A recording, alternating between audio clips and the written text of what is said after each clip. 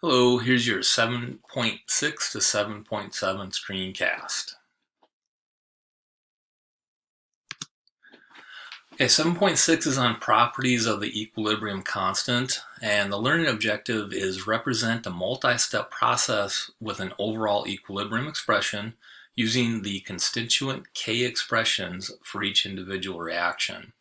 So the essential knowledge is what they're talking about here is when we manipulate equations, what's that going to do to our value for K? So the different ways we can manipulate an equation.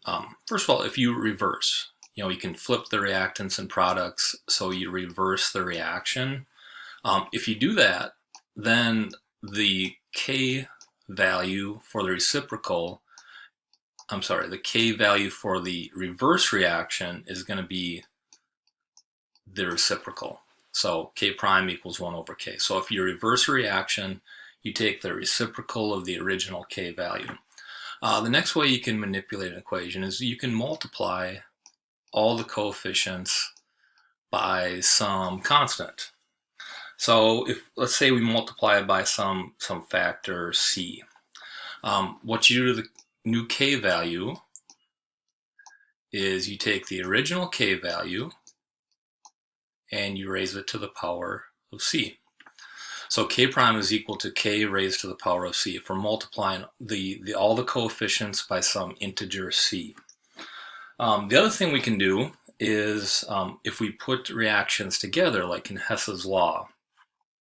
So in that case, I'll just say combine. So we combine reactions. When we do that, the new K value is going to be the product of the K values for all the original equations. So let's just say there's two. So it'd be the product of K1 times K2 would be the K value for the combined reaction. All right, now I wrote all these out for K values. Same thing applies for Q. Same concept if you're manipulating equations. All right, and then 7.7 is on calculating equilibrium concentrations, and the learning objective is identify the concentrations or partial pressures of chemical species at equilibrium based on the initial conditions and the equilibrium constant. This is all about ice charts. So we're given a balanced equation, we're given the K value, we're given initial conditions, and we got to figure out, well, how is everything going to change and what will be our concentrations or pressures once we get to equilibrium. So it's ice charts. So here's our example. The reaction below was carried out at 350 Kelvin. If you start with 1 mole of each reactant in a 5-liter container, how much of each component will be present at equilibrium? And the value of K is 3.6 times 10 to the negative 5th at 350 Kelvin. All right, so we want to construct an ice chart. So let's assume that these are all gases, okay? So we wouldn't include a solid or a liquid, but the I in ice chart stands for initial, and we're talking here about concentrations. It could also be pressures, but it's not going to be the number of moles, it's going to be the molarity or the concentration.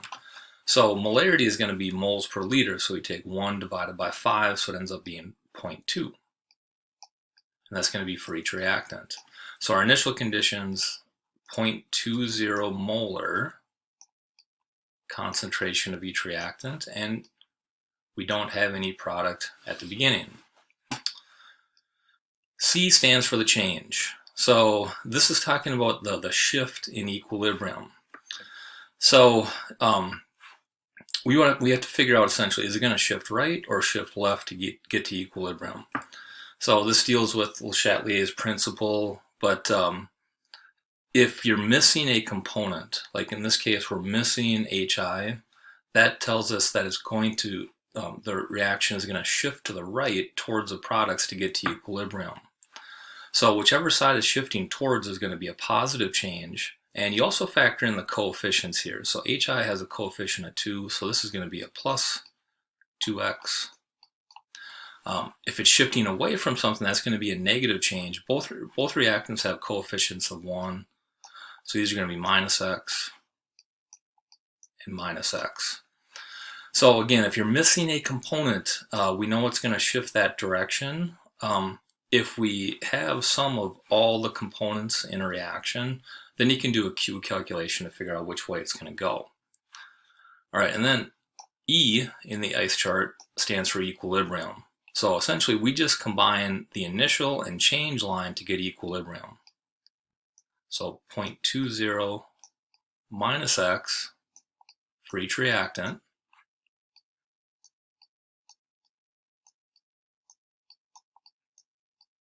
And for our product, it'd be 0 plus 2x or just 2x.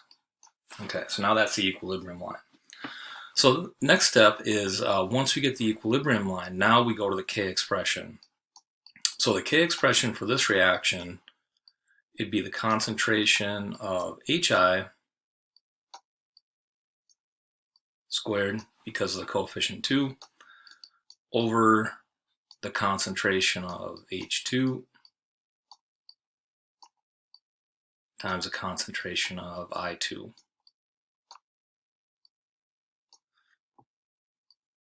There we go. Okay, so that's our K expression. So we take what's in the equilibrium line and we substitute that into the K expression. All right, but now there's a couple ways that we can simplify math. One is using square roots. Another way is if you have a small K value. That means that when this reaction proceeds, not very much product is going to be produced and not very much reactant is going to be consumed. So if you take 0.20 minus x, if it's a small K value, that minus x becomes negligible. So this 0.2 minus x is essentially just 0.20 after you simplify it. And again, you can do this with small K values. So that makes the math a whole lot easier. So now we can substitute this information into the K expression and it turns into this right here. The K value is 3.6 times 10 to the negative fifth